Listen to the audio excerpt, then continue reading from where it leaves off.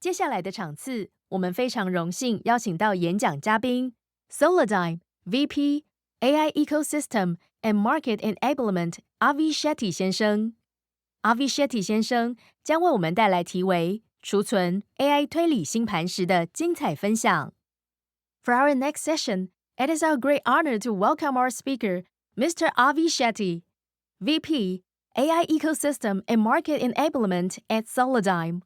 Mr. Avi Shetty will share his insights titled, Storage is the New Foundation of AI Inference. Ladies and gentlemen, please welcome Mr. Avi Shetty.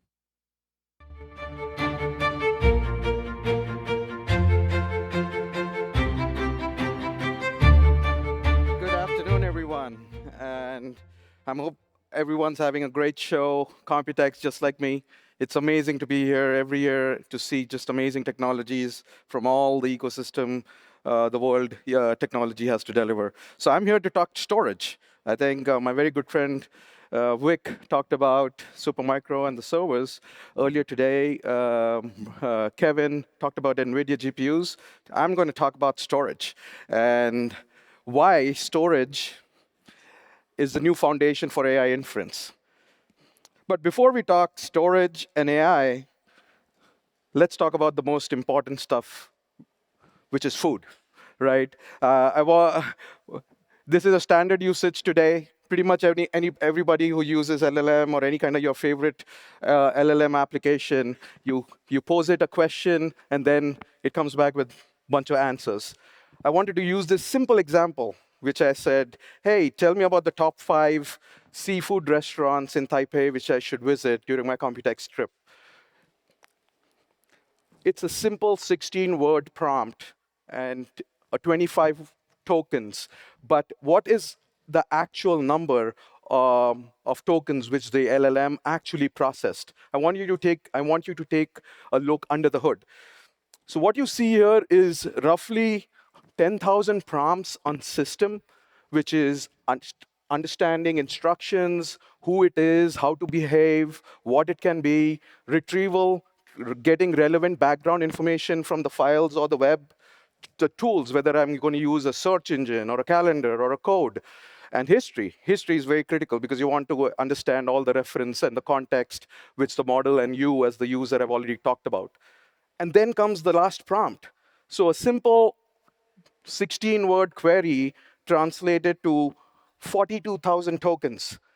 And this is what AI data centers are focusing on.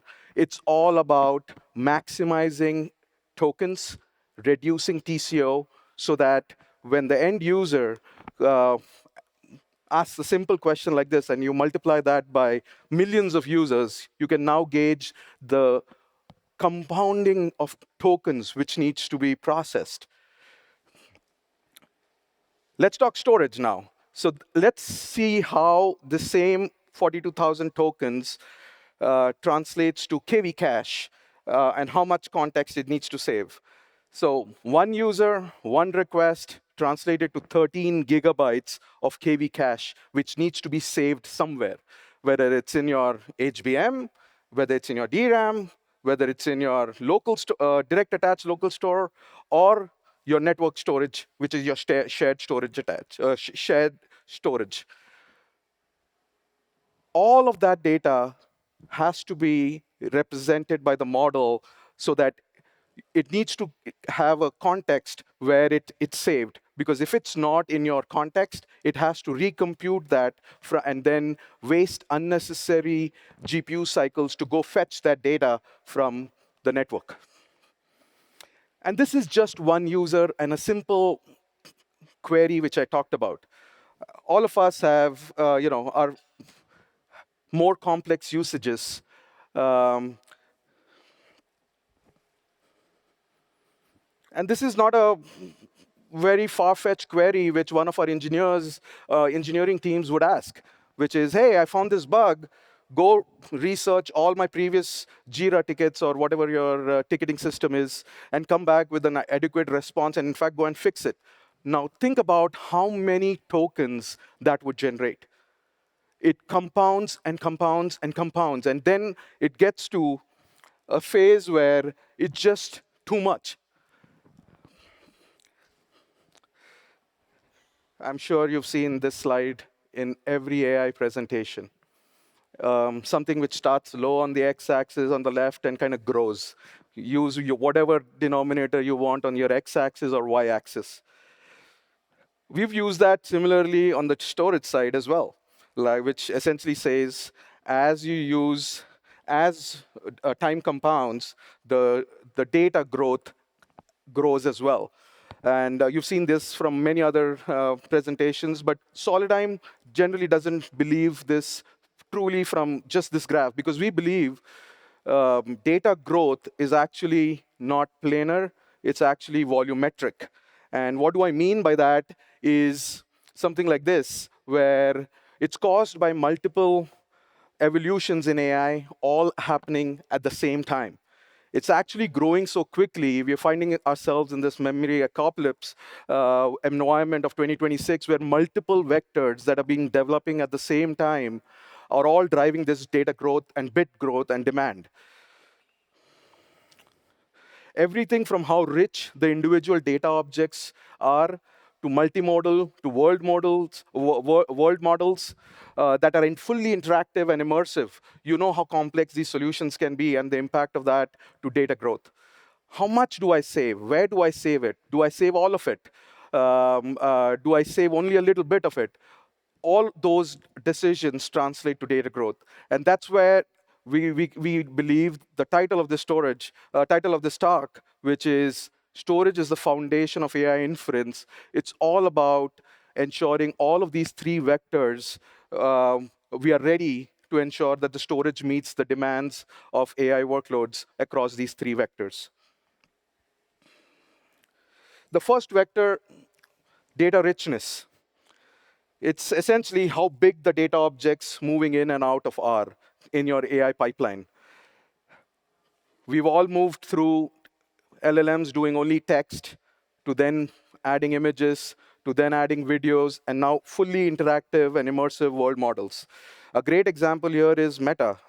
Meta's Llama model, which has grown from, within 2 years, grown from 2 trillion tokens in Llama 2 to 30 trillion in Llama 4. The next one is inference complexity. We've gone from single shot question and answer to now more very complex workflows, and you've seen context window grow. DeepSeek just released its latest model, which is V4, and what you saw was a million token context window compared to just 32K context window just 2 years ago. That's a 31x data growth from a context window standpoint. And finally, operational persistence. This is how much of the stuff do I keep? How much do I save? Do I save all the logs? Do I all the logs which are happening? Do I save it or not? And what you're seeing, what we're also seeing in this is consistent data growth from model vendors, where OpenAI's API now requires 2.5 terabytes of project storage as default. So this is all stating that data growth is happening, and it's happening along at this point, and it's a multiple vectors which are causing that.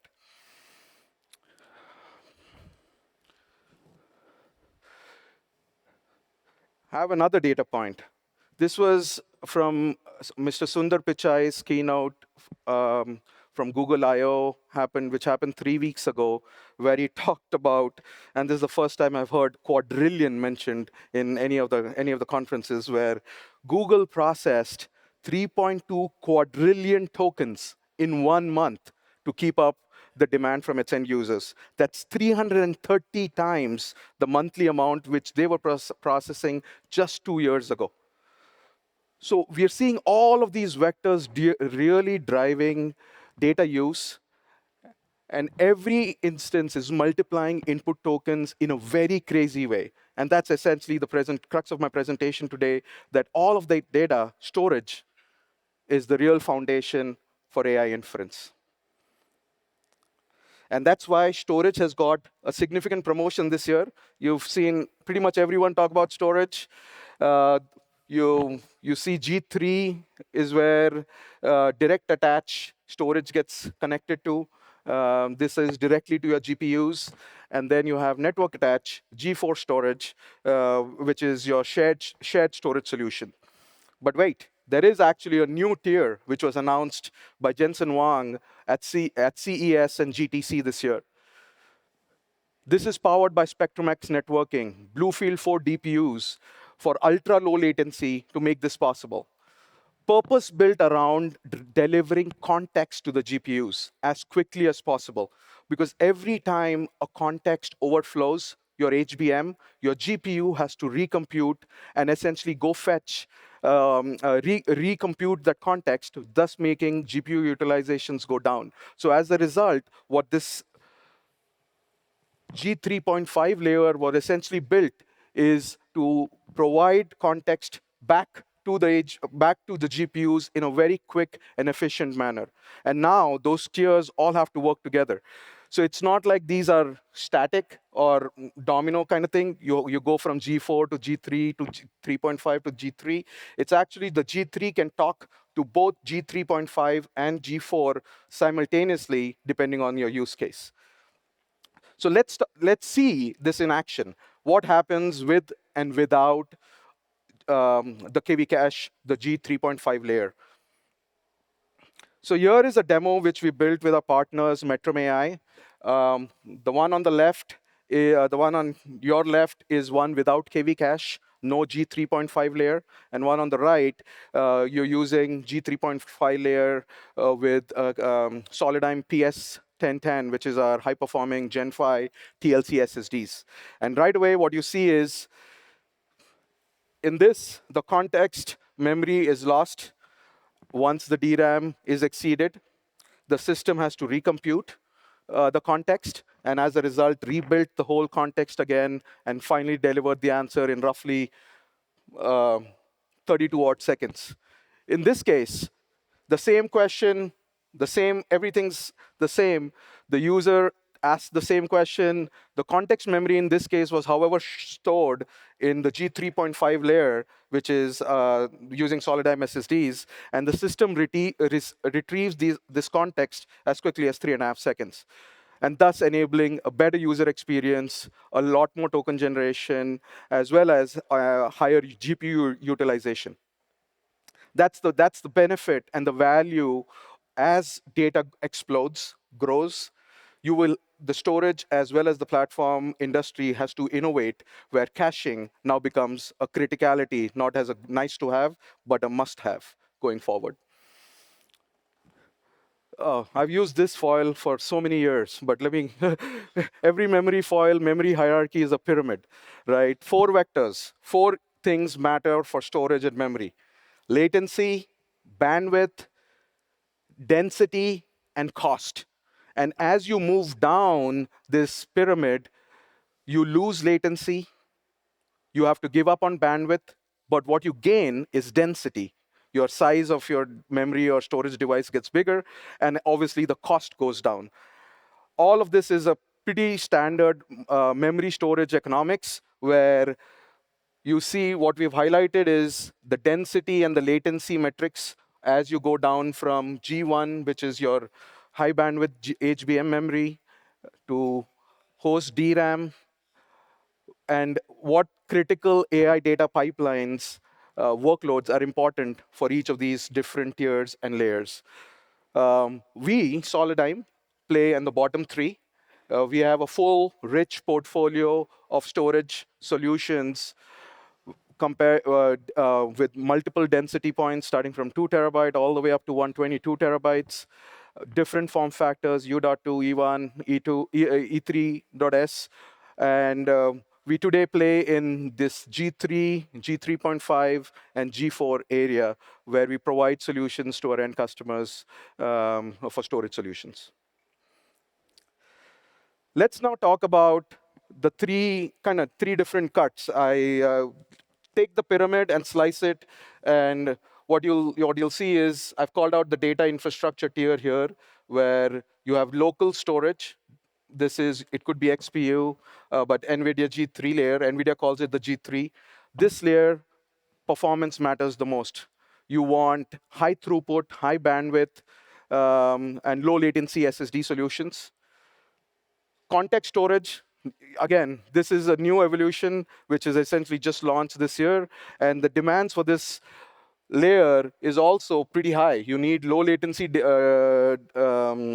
solid state devices, but the density needs to be bigger to save multitude of contexts.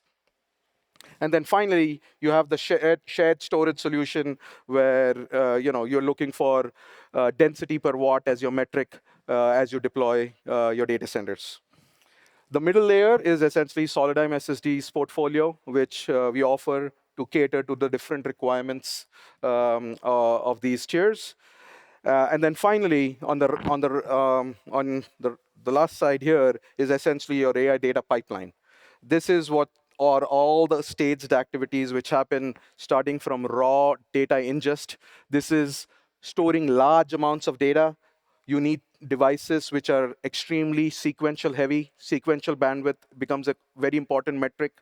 Then comes data prep. You clean and vectorize your training data.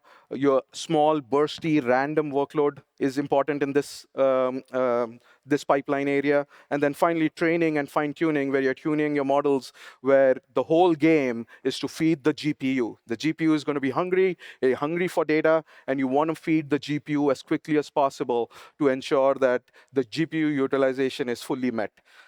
Inference is all the work you've done prepping the data, training the data, generating a model. Inference is where the actual AI value gets realized. And I'll talk about inference a lot more in detail next, because it's not just one thing. It's a lot of things. And what you see in the last area here, state storage, where you see raw data ingest highlighted as well as the archive and the reuse highlighted, where you need large density drives. It's okay to be lower on bandwidth, but density is the metric which everyone optimizes on in this area.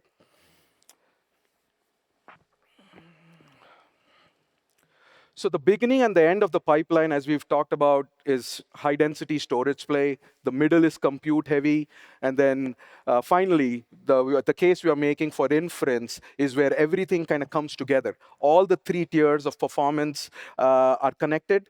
And because this is where you realize the ROI, or pretty much all your AI investments, this is where the highest storage integration needs to happen. So AI inference is not just one thing. Think of AI inference as its own data pipeline. AI inference cannot be kind of just talked about from, hey, the user requests something, the model responds, and you have the data. But AI inference is very complicated. There are so many things happening in parallel across the three layers, G3, G3.5, and G4, whether it's retrieval, context assembly, prefill, KV cache. The bubbles inside each of those boxes represent the different storage needs and where they are located at the tier level, just to give you a glimpse of how complicated inference is. All right. I've talked about data growth. I've talked about the different storage tiers. SSDs alone cannot fully satisfy the growing demands. It has to be at a system level. So this is an example where SSD innovation paired with system innovation created big breakthrough results. The SSD is Solidym's high-performance D7 SSD. It's the world's first liquid-cooled SSD. We worked with NVIDIA to deliver a first liquid-cooled SSD to ensure a vision of fanless AI servers. Today, if you in the Blackwell generation, you saw liquid cooling is not new. Liquid cooling has existed for CPUs and GPUs, but for storage, Liquid cooling is absolutely new. Storage has requirements in AI data servers. Pick any data server which you've seen. You'll see storage slots right up in front because the technician has to remove, hot plug, and put it back. Storage has requirements for hot pluggability in a server. And when you liquid cool, where the liquid cool directly, it's not feasible. So as a result, we had to innovate not only on the storage, but we worked along with NVIDIA to create a cold plate solution where the liquid coolant comes and touches the cold plate. The cold plate touches one side of the SSD, and we have an internal mechanism in our SSD to cool down the entire solution. And why is that important? Again, a graph going upstairs, right? But let me give you the specifics of that. We looked at 150 submissions from MLPerf, which MLPerf 2.0 is a public peer-reviewed benchmarking process. There were 150 submissions last year. We took all of those data and just graphed it. What you see is a direct correlation, R square of 100, like direct correlation between storage bandwidth and GPU utilization. So if you want your GPUs to be utilized, fully maximized, you need better storage bandwidth. There was this benchmark, all three benchmarks essentially said the same thing. Else, your GPU utilization GPU has to wait for your storage, and the utilization falls. The second key system level improvement is KV cache and RAG. What you see here is the value of offloading your context to high performance storage. In the KV cache example, we saw 27x faster time to first token versus recomputing the context fully. In RAG, we saw 65% lower DRAM usage compared to using without offload. All of this, by the way, is open sourced. We've put in all our code as well as all our case studies on GitHub. Anybody can easily go and get content, and you can test it out on your own data set. And finally, this is the easy button. The shift to high-density NAND SSDs for shared storage is a no-brainer from a power and density standpoint. Replacing 9 racks of hard drives with 1 rack of SSD at the same capacity footprint, this is talking about 50 petabytes, at the fraction of power is the kind of efficiency that frees up more power and budget for the GPUs. This is not something in future. This is happening today. We are highlighting some of our partners where this capability is available today for data center. And this is an efficiency story. And finally, everything I've shown you today is not something we are modeling or a PowerPoint exercise or a theoretical exercise. We are actually running this. Solidigm invested in an AI data center, essentially our Solidigm AI Central Lab last year, where we have access to the best-in-class GPUs, connected on a 800 gigabit network and close to 30 petabytes of storage dedicated for doing storage-related benchmarking, telemetry, competitive analysis, and solution building. We want to essentially enable and make it easier for our customers to deploy your solutions in all sorts of conditions. And as a result, this AI Central Lab delivers. In fact, it already delivered. This was last year, where we have the record for the highest performing single node cluster. The lab also hosts one of the largest test clusters in the world, which is 192 of our 122 terabytes, totally comprising of 23 petabytes of storage, where we work with our ISV partners like Minayo, Weka, Vast, Peak to benchmark and create storage solutions for our customers.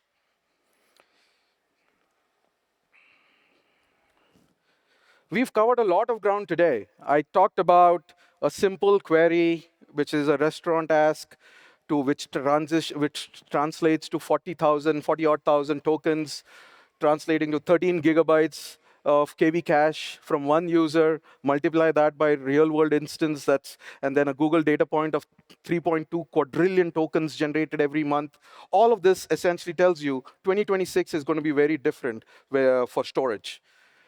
The GPU, rightfully so, the most important investment in a data center, gets the rightful attention, but GPU has to be fed.